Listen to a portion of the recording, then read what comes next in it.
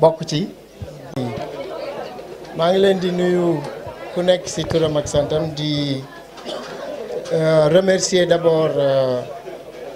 teewaayu kilifa gox bi tey nag moom on a eu vraiment teewaay bu am solo imam ñëw na chef de quartier mi ngi fi le docteur Pape Ndiaye de Ourossogui, on a tous les chefs de cellules, nos amis de longue date, Mayoro, Madame Badiane ñu ngi lay nuyu, Soxna Fatou Diop ñu ngi leen di nuyu. waaw di remercier surtout nag les chefs de cellules tey li ñu organisé nii c'est 3 cellules. donc il y a cellule u Thiendella, Ndeye Ndiaye ak Awa Badiane donc ñu ngi leen di remercier ci liggéey bi c'est vraiment liggéey bu rafet la gis nañu aussi Omar liggéey bu mu ci def ba fi mu nekk nii gars yi réclamé nañ la léegi nee nañu samedi bu nekk il faut nga ñëw parce que liggéey bi benn la. J'ai la fierté quand même vraiment bu ma déggee Thiendella nu mu waxee pratiquement wax na man li ma bëggoon wax yëpp wax na ko et je suis fier parce que c'est la jeunesse qui a parlé mais aussi ni mu waxee da nga ciy am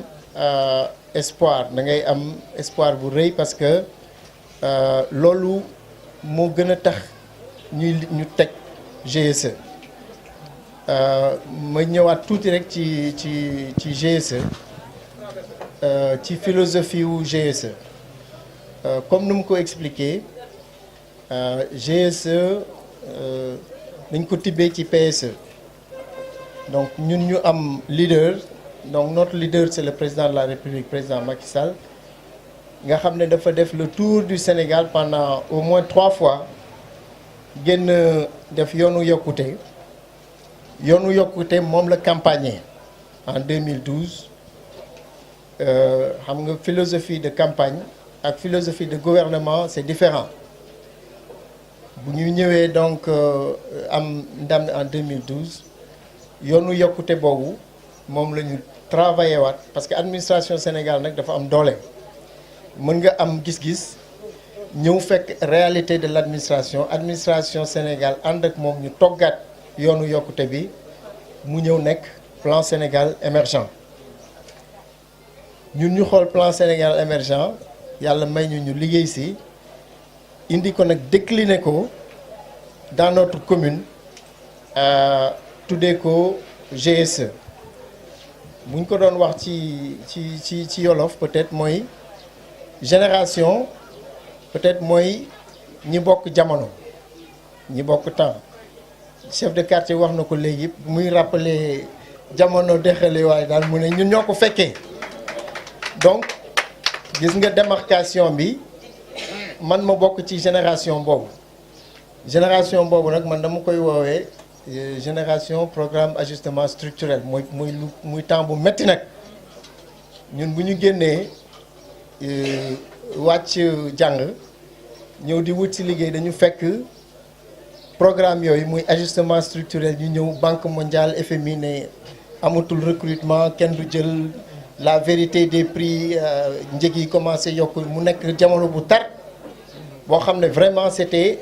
jamono boo xam ne dañ doon jubbanti mën nañ ko wax jamono boobu jamono jubbanti la ñun moom la ñu fekkee jamono di dox ba président moom indi jamono boo xam ne waxatuñu jubbanti mais teg ci yoonu émergence la émergence nag comme nu ma koy xëy na buñ ci càmbaraatee tuuti dinañ gën a am concept bu gën a dëgër mais niñ ko mën a misaalee mooy ngay yokk ba yëg ko comme ni ko oustaz di waxee donc génération bi ñi bokk génération wu ñoom Thiendella ñoom Campos ñoom Ablaye Bassirou ñooñu ñooy GSE bëgg leen teg ci yoonu émergence bi ñoom seen génération ñoom ñoo koy indi ñun nag suñu objectif suñu rôle suñu mission dans tout ça mooy nan la ñuy xàlleel yoon bi mais tegal leen nag ay objectifs yu leer parce que avant dañ doon dem rek ci ay programmes yu ndaw mais léegi dañ ne président dafa ne fii ak 2035 dañuy yegg émergence ñu commencé nag di ko togg te loolu pays bu développé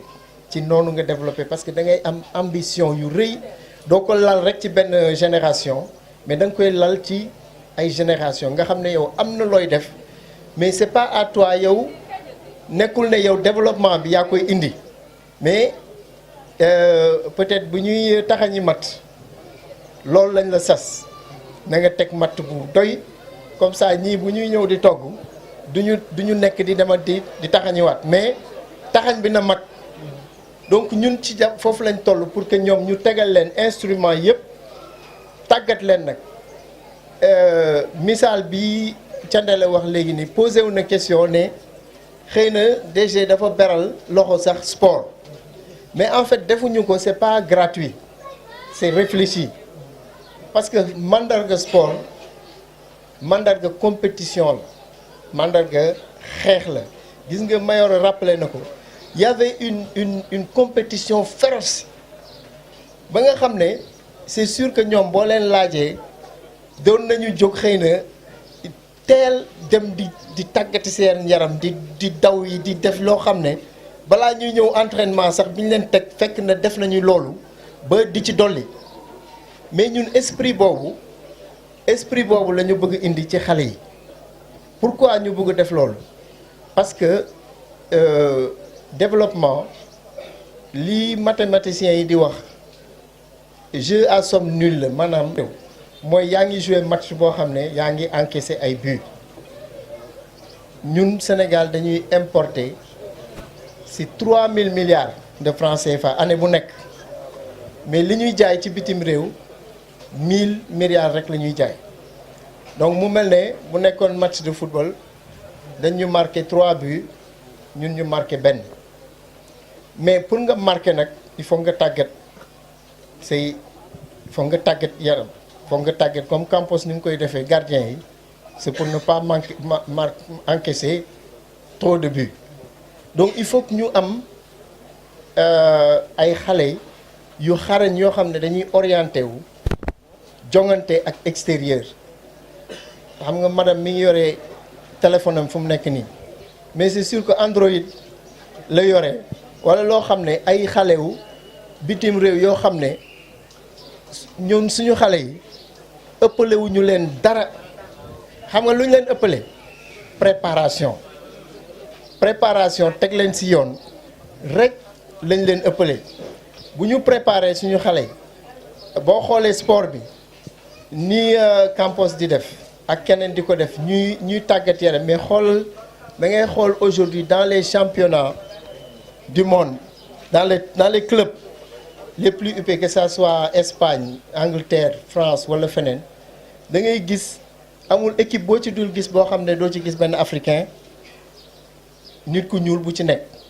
mais ñooñu ça veut dire quoi c'est que yaa ci xale yi en matière économique en matière di jënd ak jaay en matière informatique yaa may dégg transformation des produits femmes yi mën non seulement di transformer xam nga commencé ngeen femmes yi ñi ngi commencé transformer di defar yoo xam ne ñi ngi nekk ci kër yi ak ci marché yi mais génération ñeneen ñi génération ñoom tuuti ñoom Adja ñoom Mati ñoom bu ñu transformer du ñu xoolati marché Castor mais marché Rungis la ñuy xool